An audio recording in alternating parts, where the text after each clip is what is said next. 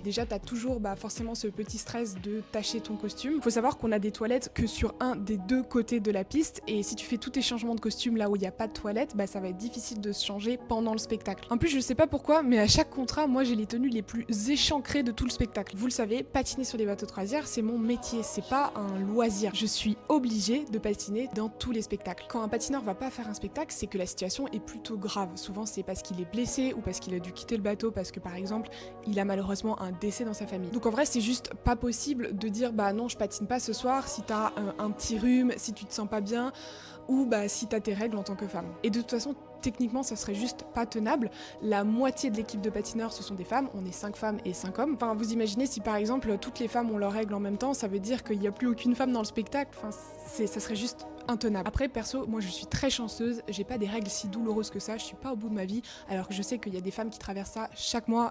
Et si c'est votre cas, force à vous. Prochaine question. Cela ne te met pas en colère toutes ces contraintes à propos de ton physique dans ton métier? Alors cette question, elle fait référence à toutes les règles contractuelles qu'on doit respecter quand on patine sur les bateaux de croisière. J'ai déjà eu l'occasion d'en parler dans d'autres vidéos, mais par exemple dans nos contrats, on a une petite ligne qui dit qu'on doit conserver la même forme physique qu'on avait quand on a été embauché